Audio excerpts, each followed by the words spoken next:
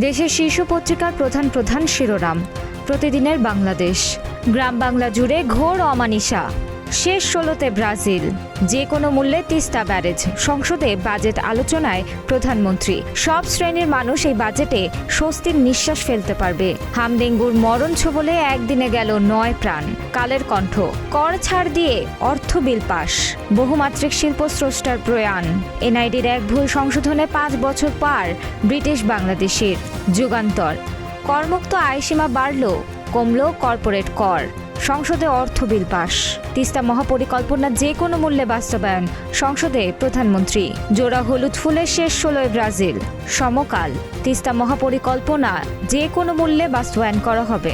জাপানের সূর্যাস্তে ব্রাজিল শেষ ১৬য়। ভয়ঙ্কর ত্রয়ীর সামনে সুইডেন।